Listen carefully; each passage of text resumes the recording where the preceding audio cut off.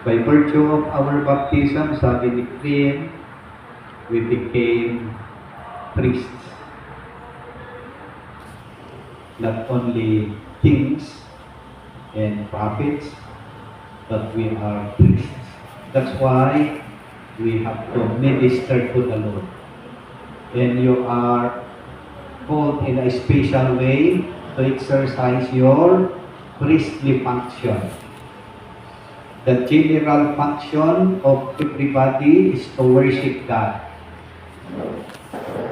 And in the act of worship, may mga special rules yan, di ba? Different ministries. In order to offer to God a living sacrifice. Yun yung dahilan. Hindi lang yung pari ang bibigay ng sakripisyo, who will offer the sacrifice, but lahat ng ministers. We are one. We participate. In every sacrifice, there are things to be done. Doon sa templo sa Jerusalem, kailan may kakatay doon sa baka. Kailangan naman yung pari lang, di ba? Kailangan may tutulong. Paano niya patayin yung isang baka na kapag napakalaki. And so, when they offer that, they take the blood and they burn the other parts. May kukunin naman nila para i-distribute sa lahat ng mga pari doon. You remember that Sicaria is also a priest. And they are called to minister around they take turns in going to the temple. So, in the same way, when we offer the sacrifice of the Lord, the Mass, we participate together, and there are different functions to be done. And then, ang isang maganda doon sa kay St. Peter, sabi niya, ano yung isa pang punto doon, we are called to a wonderful life. We bring the light. So we do not only offer sacrifice, but we bring along that sacrifice with us. Pag natapos na yung sakripisyo, that's life. So, ang topic na isi-share ko sa inyo ay ang spirituality of liturgical ministers. Bakit tayo maging ministers? Anong dahilan? And why do we have this ministry in the church? Why do you share in the priestly ministry? Yun ang titignan natin. Bago doon, pupunta tayo doon sa spirituality. Anong gustong sabihin ng spirituality? Yung when we say spirit, anong nasa isip ninyo?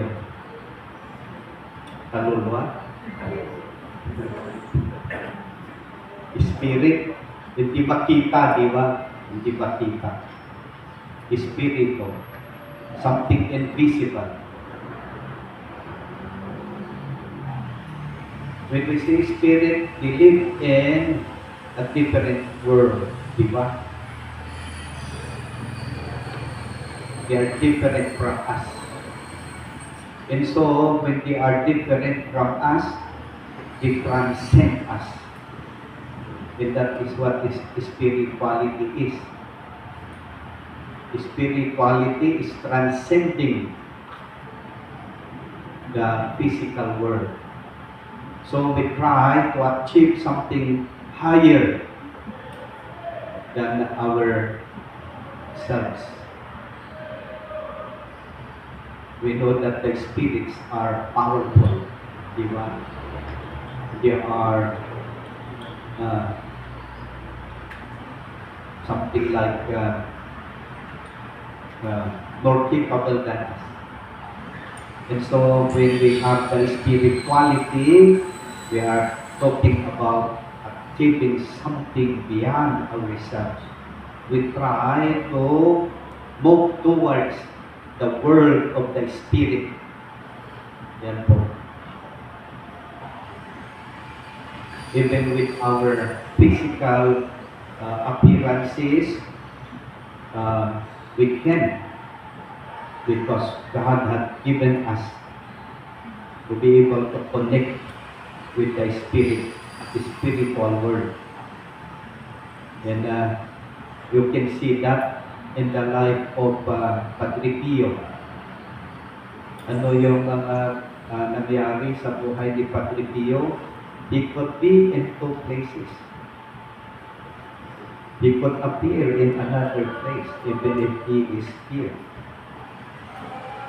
He has achieved that transcendence. And so kapag noong buhay pa siya, he would appear to sick people, to heal them. Yun ang tinatawag nating bivocation. Because he had transcended this world through his spiritual practices, pagdadasal, pagmamahal sa Panginoon. So we can achieve the world, the power of the Spirit, if we truly like to do something in our spiritual life. So, Christian spirituality, ano ba yung particularly when we talk about Christian spirituality, ito po yun. Engagement in the things transcendental.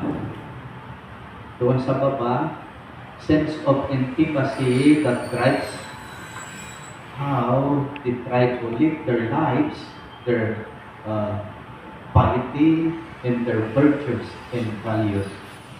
So we try to follow a certain discipline, certain principles, and a way of life. Gaya nga ni St. Francis of Assisi, di ba? He lived a life of poverty.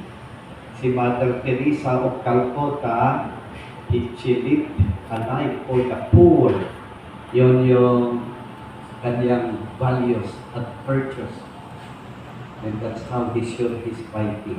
Next slide. Next. Okay.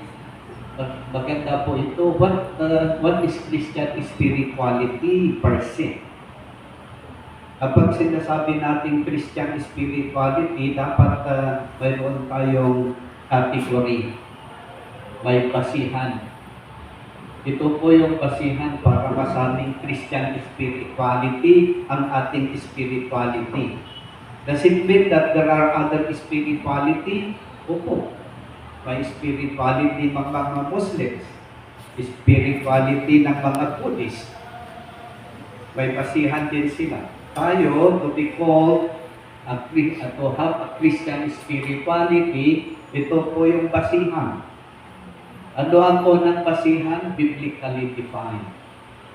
We have to base our spirituality, our piety, our values, our virtues according to the teaching of the Bible para matawag na Christian spirituality. Pangalawa, we have to rely on the Holy Spirit. Have to pray to the Holy Spirit. The Holy Spirit is the one that sanctifies us. And so, sabi dito, Christian spirituality relies on the power of the Holy Spirit to live according to God's will, leading us into truth, giving joy, and convicting us of sin. So the Holy Spirit will also tell us what is good and bad. Yeah. So reliance on the Holy Spirit. We have to depend on the Holy Spirit. Then holistic approach. Ano ba itong holistic approach? Ang tao ay made of different aspects. Ano yung aspects of life natin? Spiritual, physical, psychological, cultural, social. Yon. Para maging holistic, all these things should be influenced by our faith in God. So Christian spirituality is concerned with all aspects of a person's life, not separating spiritual, physical, financial, social, and other components. Yeah. Our faith should influence everything. Kaya yung mga taga-Benguet kung minsan, Kristiyano nga, Katoliko nga, nagtatawag pa ng ng manbunong. Paano mo ma-reconcile yan? Hindi pa nabinyakan. Yung dasal niya, hindi naman Christian prayer. So, how could you reconcile that doon sa spirituality ng isang Kristiyano? Then, fruit of the Spirit, ano yung pakakitaan? Dahil the portion of Christian spirituality will result in the fruit of the Spirit: love, joy, peace, patience, kindness, goodness, faithfulness, gentleness, self-control. So ito yung mga prutas, bunga ng Christian spirituality.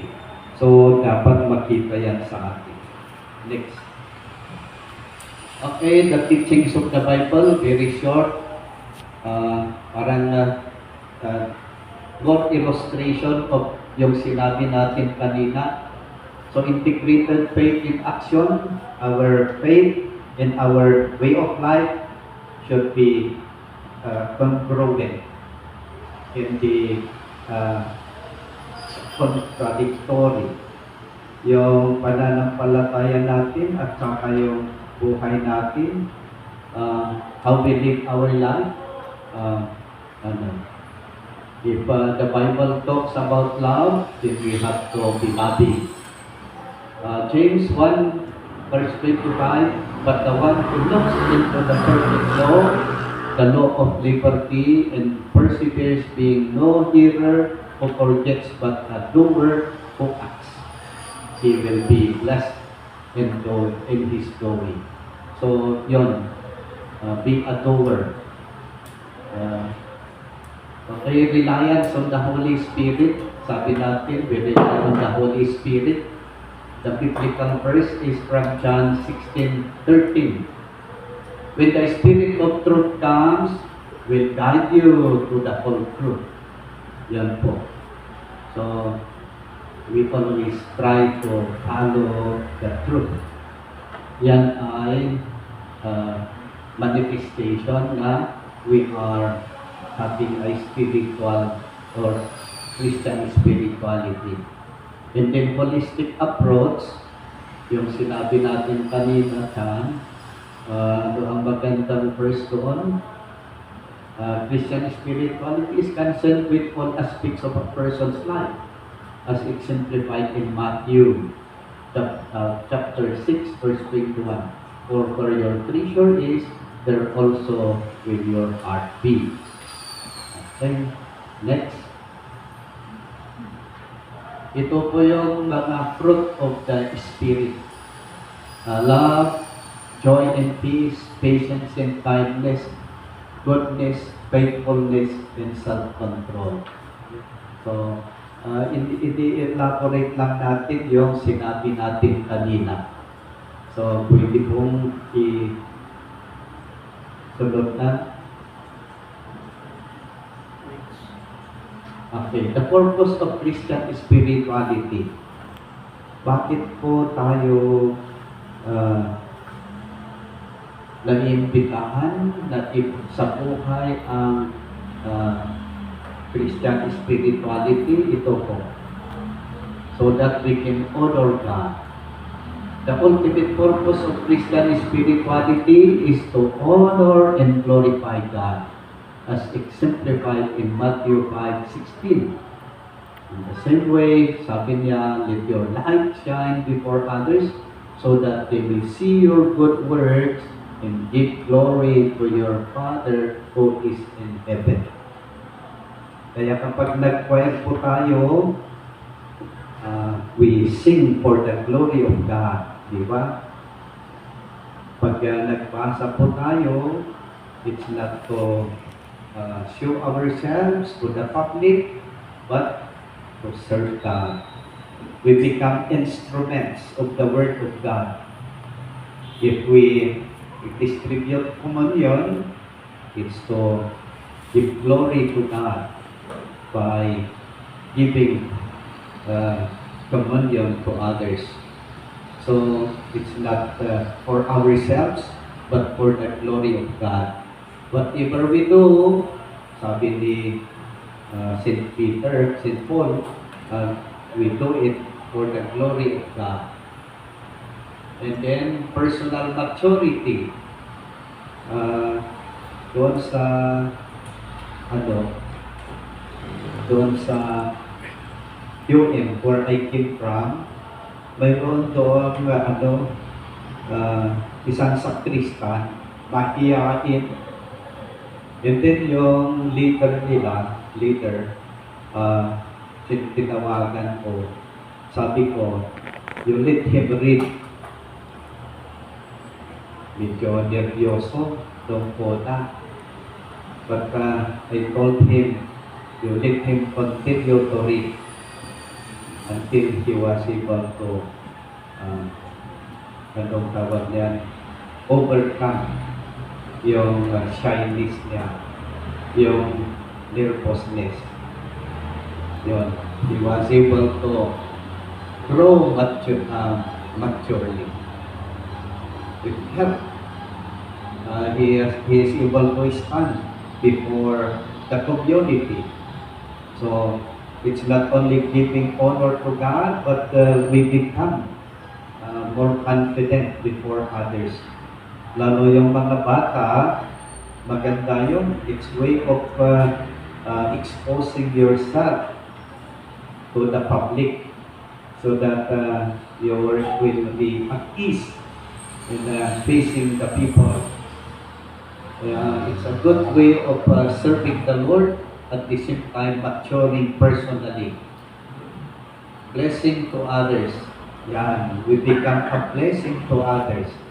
Yung mga choir, kapag kumakanta kayo doon, dahil hindi alam ng iba na kumanta, you are a blessing to others. You are singing on their behalf. And at the same time, giving glory to God. Kaya yun ang importansya. Everything we do, we become a blessing to others. Whatever ministry we do, we become a blessing to others. So do not belittle your ministry. Yung mga collectors, sabi ko sa kanila, kapag wala kayo na mag-collect sa offerings, wala tayong collection. Alangan naman na yung mga tao ibibigay ang mga gusto nilang ibigay kung wala akong kolekta, di ba?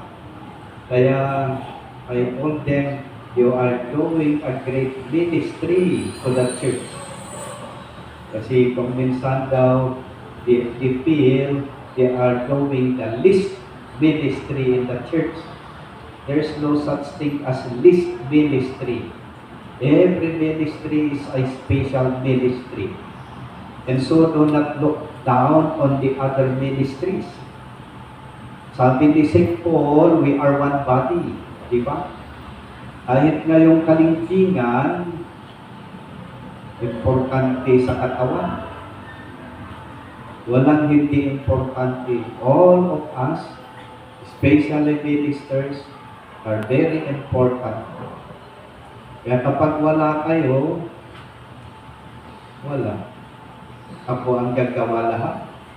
Ako ang kakanta. Ako ang magdidistribute. Ilang oras yan. Ako pa ang magkukulikta. Siguro, abutin ng hapdi ang isang oras, kapag walang ministries. So, it's really important that we value our ministries because we do not only give glory to others, but in reality, we gain confidence. We become proud of ourselves that we are doing something for the Lord, maturity. And we become blessings to others. Yeah. So that's the importance and purpose of spirituality, Christian spirituality. Ano lang susunod dyan? Okay, centrality of the Bible. Yan. Sabi natin kanina, our spirituality is based on the Bible. So our spirituality has to be biblically defined. The Bible should be our guiding light. It should lead us to transformation, and it should be our moral compass. Kaya importante yung Biblia. Okay. Baka may gustong mag-i-attend sa bibliodrama later on. Noong 30 sana 30 and 31 yata. Pero na-postpone. Okay, next. Okay, the role of the Holy Spirit, sabi natin, okay, basis ng spirituality natin, the Bible, the Holy Spirit. Kaya ito po. What does the Holy Spirit do with us? Guidance. Yun. The Holy Spirit will guide us. And so, when you are in difficulty, you should pray to the Holy Spirit. Alam ninyo yung pumupunta dyan before examination, I always ask the Holy Spirit to give them wisdom. The Holy Spirit is the seat of wisdom. Kaya I always pray over them and invoke the Holy Spirit on them. Guidance, empowerment, and conviction. The Holy Spirit will tell us what is good and bad to be able to make a good decision. Yeah. Okay, next. The holistic nature of Christian spirituality, sabi natin doon sa guide, one of the gains of a Christian spirituality is holistic in nature. Anong gustong sabihin?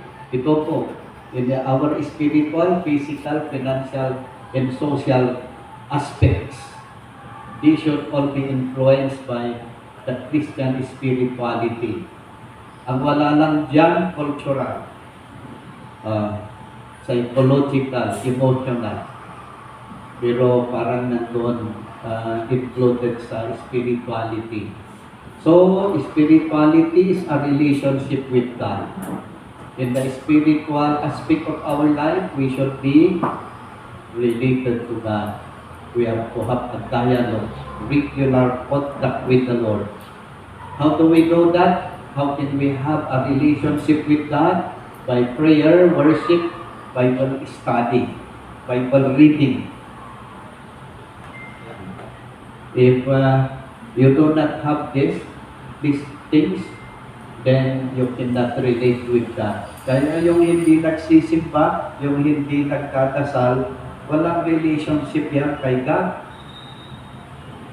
Only we can say we have a relationship if we pray personally, if we worship together with the community, and in the Bible. Pag nagpunta ka sa simbahan, kumpleto na yung tatlo. Pero kung nagdadasal ka lang, nagbibisit ka lang sa simbahan, wala yung dalawa. Pero kung nag-worship ka on Sunday, you join the community, kompleto na yun. And that is how important the Holy Eucharist is, where you are serving, because it makes everything complete. We have the prayer, we have the Bible, and we offer the sacrifice. So the Holy Eucharist is indeed the center and summit, the fount of Christian life. Yung sa physical naman, of course, we have to take care of ourselves. We have to make ourselves fit. Hindi lang yung magpa-beauty pupunta sa park. Kasi kahit maganda ang mukha natin, kung hindi tayo physically fit, wala rin, di ba? Kaya we need to keep ourselves fit, avoiding yung pagkain na nakakasama sa kalusugan, di ba? We have to eat what is real food. Hindi basta kakain. Exercise. So, anything that contributes to healthy body. Health habits. Exercise. Kung wala ang mga ito, healthy habits, walang exercise, wala yung care of the body. Kahit palaging nagpapa-beauty, palagi sa parlor. Diba? Okay, financial, doon, stewardship, sinabi ni Krim kanina, that we have to be good stewards. Stewardship is simply acknowledging that God gave us everything and that we have to return them to God. That's why, because we have to return them to God, we have to give our tithes, our pasasalamat, and be generous to others. So, yun. Financially. And socially, relationship with others. We cannot have a holistic relationship or spirituality if we are not in good terms with others. Kaya hindi ko maintindihan yung mga ministers na nag-awa-away, mga religious organizations na nag-awa-away. Hindi ko maintindihan yun. Kasi, paano yun? Hindi holistic yung spirituality nila. Yung pupunta lang sa simbahan para magpakitang gilas. Hindi, yun? Hindi holistic ang spirituality nila. Kaya to have a holistic spirituality, you also have to be socially good with others. To have a good relationship with others. Paano have fellowship with others? Sabi nila, bakit ang inyong rectory parang restaurant? Malawak daw ang siyang rectory. Sabi ko, how can you have fellowship? There is no other way to know each other than in the table. You cannot come to know each other if we do not eat together. Fellowship.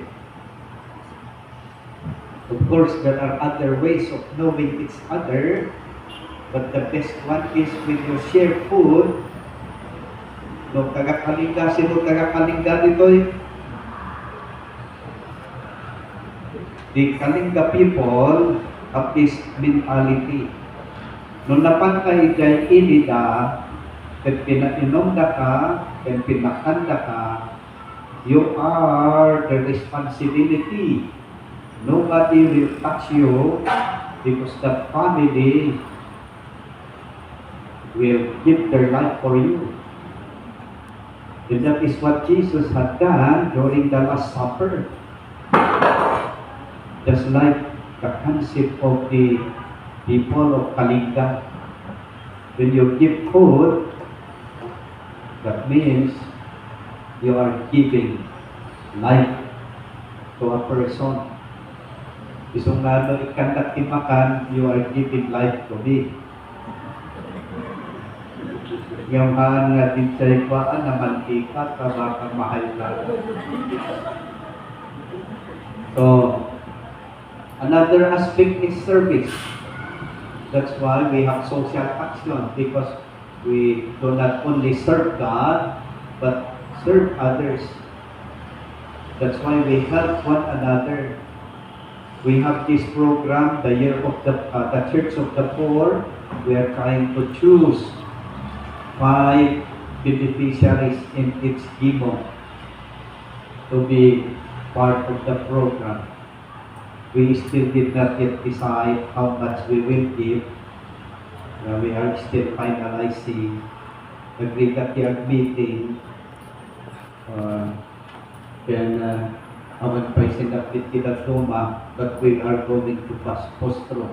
I hope that tomorrow we will be having a meeting with the social action. So service. Next. Kawanan. It's okay kay first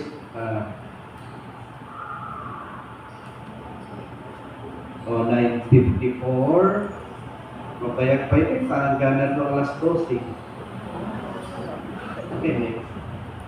O yun, we have discussed spirituality, religious spirituality. I mentioned to you that the Muslims, the Buddhists, all other religions, all other sects have their own spirituality. At dati mangiturturong kadakwata, they are trying to follow a certain principle or a spiritual guide. Ganda tayong na Christians, digay, Bible, the Holy Spirit, nagipata kong dedat luma. So, that is Christian spirituality. Now we go particularly to liturgical spirituality. As liturgical ministers, anyangay ti spirituality yo, anyangay ti surod yo. Because you are serving as ministers, so we'll try to zero in to the spirituality of a liturgical minister. Okay. You have heard the human spirit and the Holy Spirit. There is dynamism. Rotate the arrow in them.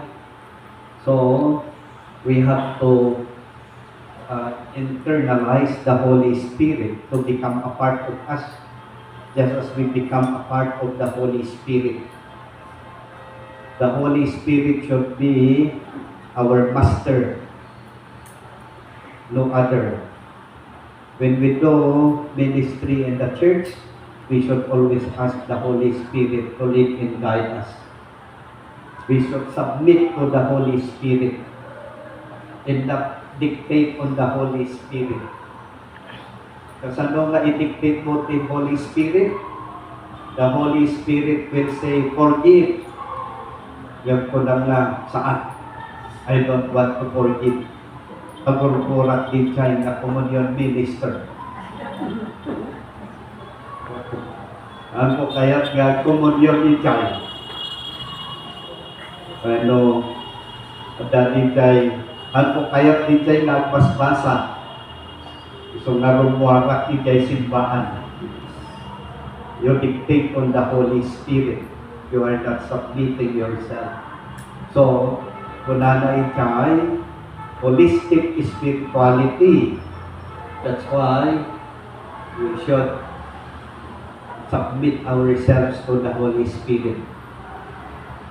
Our Christian spirituality as Catholics, at in addition to the biblical Holy Spirit nga ditay, that tayong nga Katoliko, or as liturgical ministers, our is our spirituality should be Trinitarian. We do things for the Holy Trinity. We are led and guided by the Holy Trinity. So, we should serve the Holy and Triune God. At yung tiket na nasawan dyan, Christological, Christ-centered. Cristo, Christ-centered, tiket na nasawan dyan, Christological. So, Jesus is our master. He is the one who called us to this different ministry. And so we do things for the Lord Jesus, aside from doing things for the Holy Trinity. Ecclesial. What does ecclesial mean? The church. We do our ministry for the church, not for ourselves. We serve within the church, and we do things for the church. We belong to the body of Christ. The church, says St. Paul, is the body of Christ. And all of us have a function to perform. And by being a minister, you are part of the body of Christ, the church. And you will be serving the whole body of Christ, which is the church in reality. So, dagitati ko, direction. While we do ministry. So, next.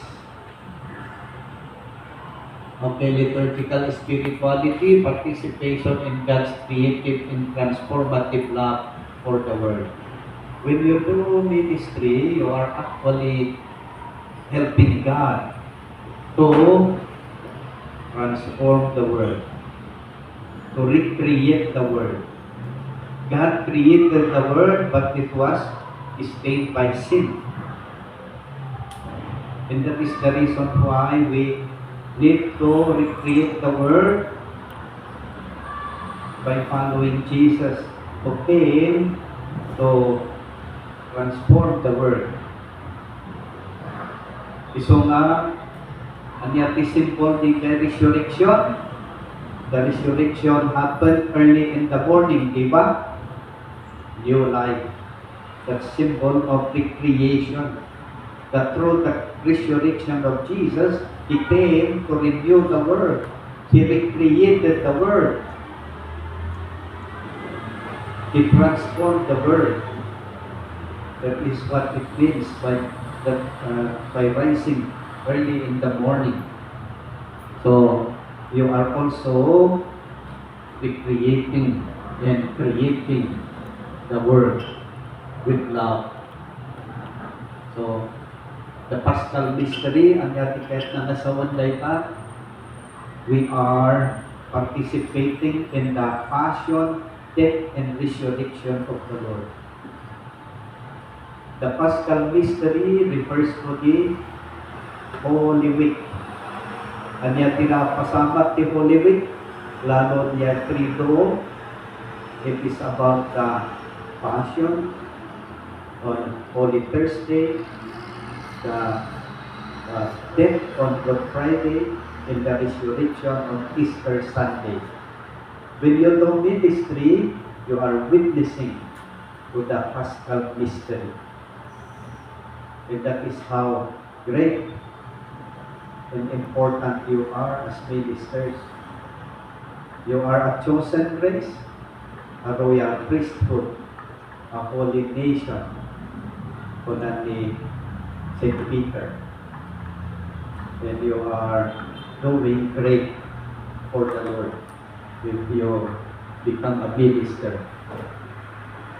So, everything is for the Lord. Source of spiritual direction. So, this, the celebration of the Mass, which we do together, is the fount and summit of our spirituality. apay nga summit because the Holy Eucharist is the highest form of prayer. Mamati kayo itchay, it's the highest form of prayer. For us Catholics, it's the center of our Christian life. And it is the font kay iso ti pag-alaan kayo ti piksa. We listen to the Word of God, we receive Jesus, so He is the font. Iso na ti pagtubugan, tila spiritual abiyag kayo, ti chay liturgy. By the way, abiyag ti kayat nga sawan ti liturgy, it comes from two Latin word, laito, which is people or men, and ergo, work. And so liturgy is the work of man for God. The work of man for God. Liturgy. That is what you are doing.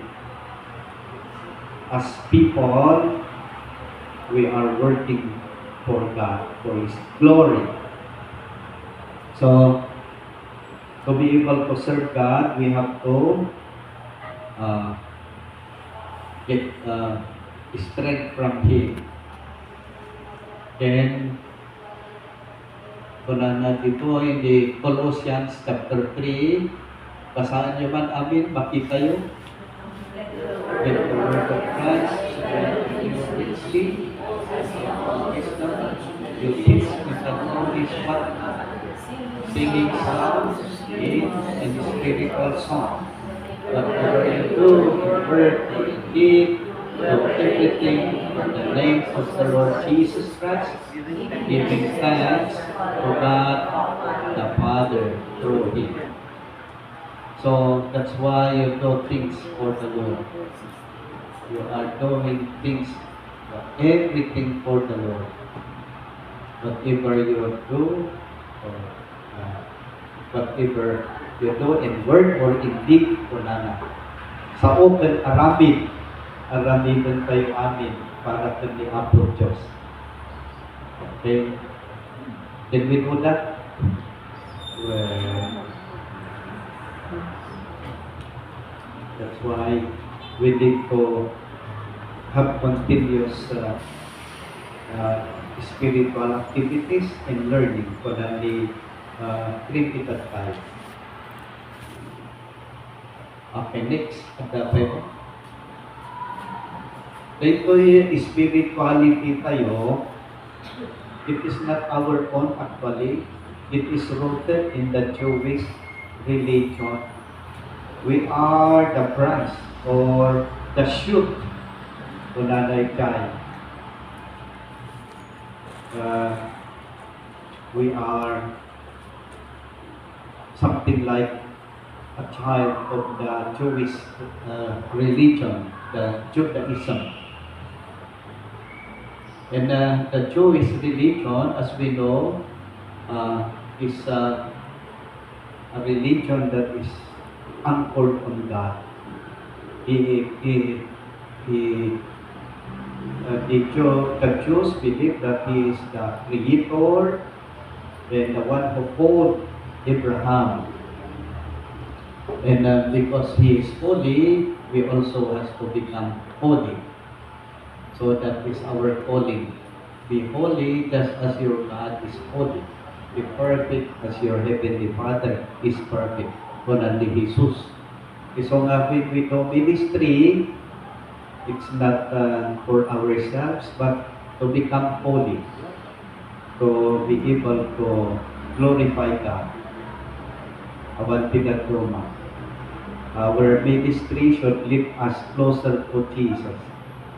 So, holiness. All of life as context of and context for living in Christ. When we do ministry, we do for the Lord Jesus. At the table of word in Eucharist, liturgy is the privileged place for growing in holiness. So it's just like number one. In short, we do ministry because we want to be like God. to be holy, to be perfect. Okay, next. In order to become holy like God, we need to be conscious and active participation. So how can we become active?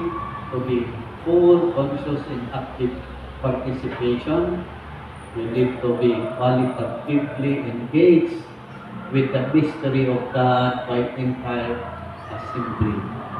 So we have to leave everything behind, no at bisa tayo. We should concentrate on God. We leave everything behind. We need to place ourselves before the Lord. And in that way, we give glory to God. Napintas di kay Luano, ikay sacristy before and after the Mass. If you pray the prayer, you will understand what this means. Because you will do your ministry for God. And una di Luano, that I will concentrate and my mind, my heart will be offered to God. So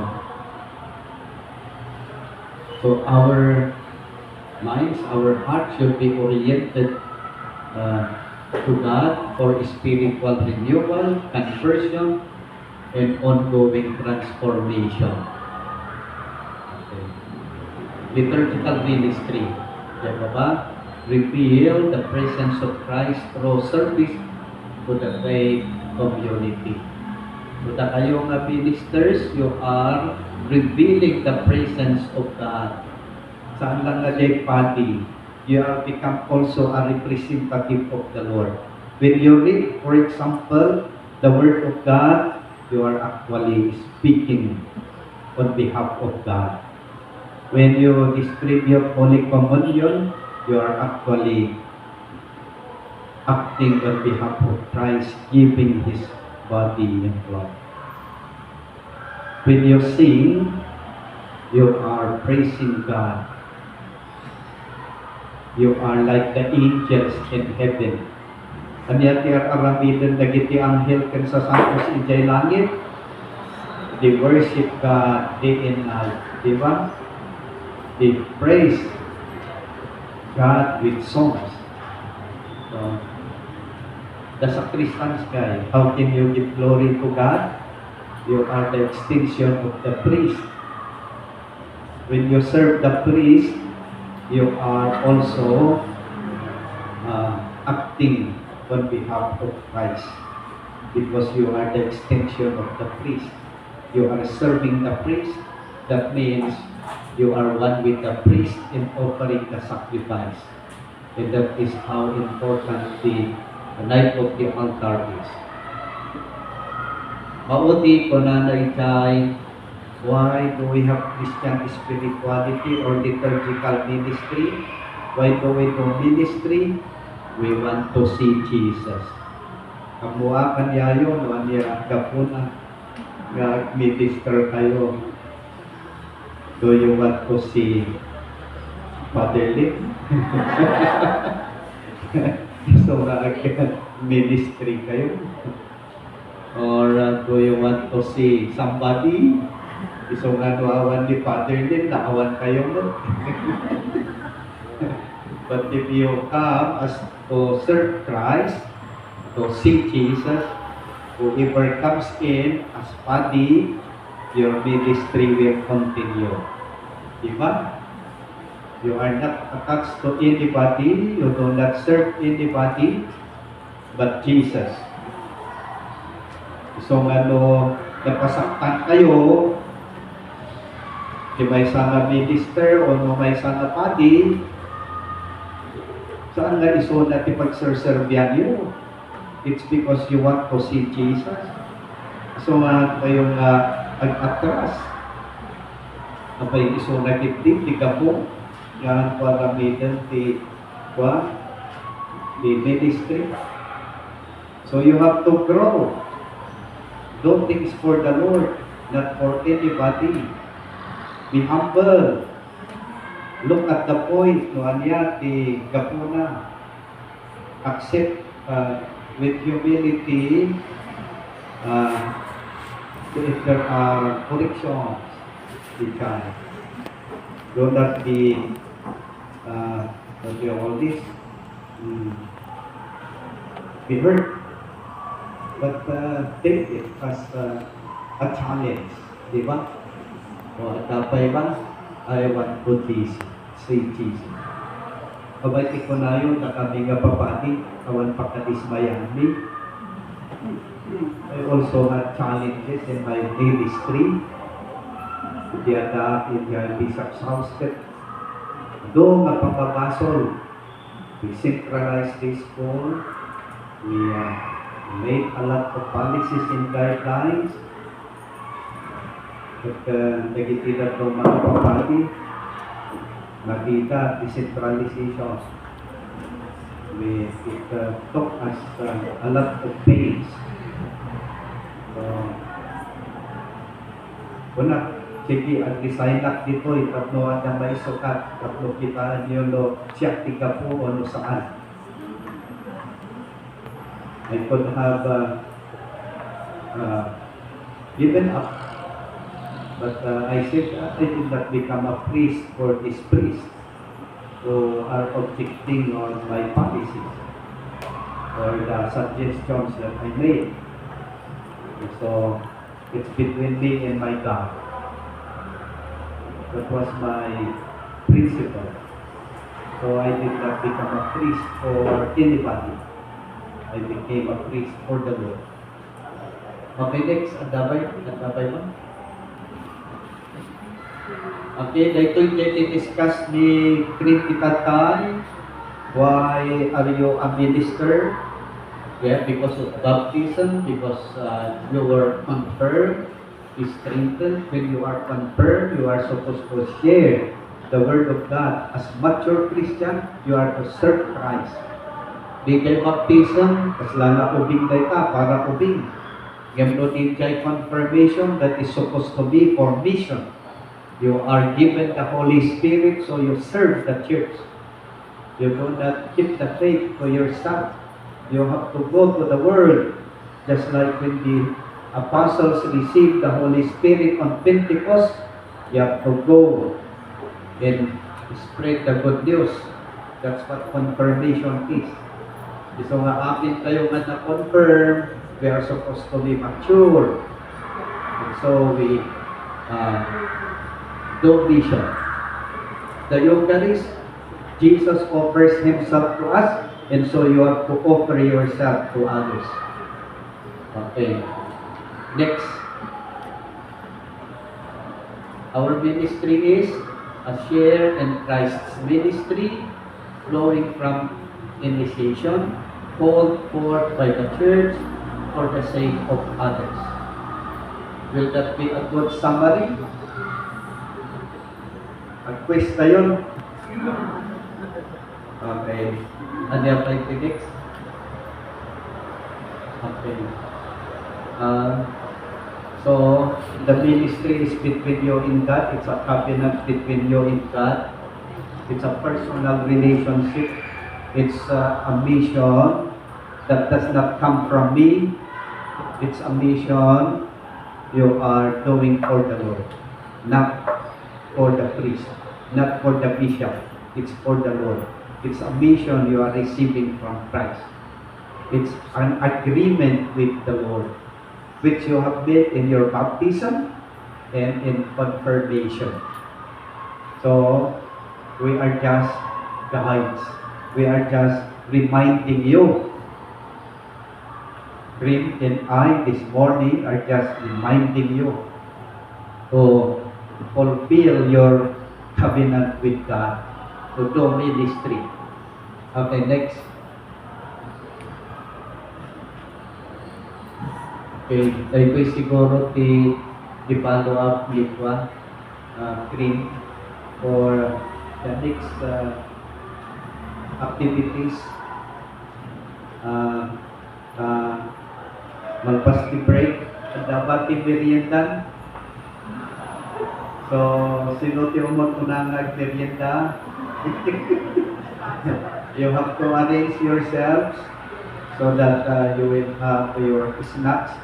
And after the snacks, we will follow this up. I hope that you will be able to have sharing.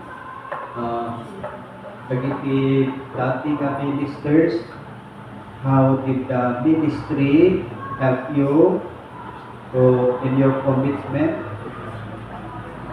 Itulong ti ministry ka ba kayo?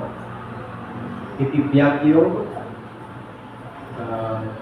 Dagiti dadlo ka ba? What do you expect about your ministry, personally and individually? So, yeah, personal sharing. You write your sharing and then you group together maybe some, and then depende ka di krimuan yati. At siya at dati may sak. Ang mo may samot dagiti prex. Are you coming? Yes, Father. Kayo, babati kayo, tahan kayo prex.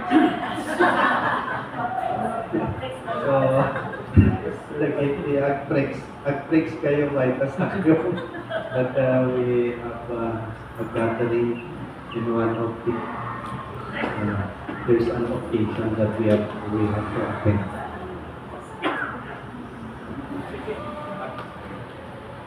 Palakpakan po natin si Father for the glory of God. Ayan. So, we will have our break and then ay yung mga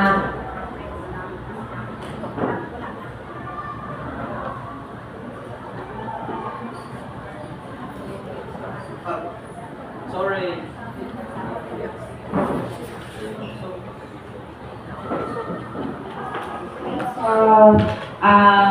maluwag-luwag pa rin ang oras natin, kaya after the break, maybe 15 minutes, we come back and then mag-group po tayo for the sharing. Nakopya po ninyo yung question.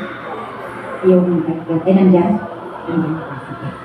Okay, ipan natin mamaya. And then, group sharing, small group, and then large group sharing. At kung gawin natin yan ng mga 25 to 30 minutes. And then, pag may oras pa, may dagdag pa po yung talk ko kaninang umaga.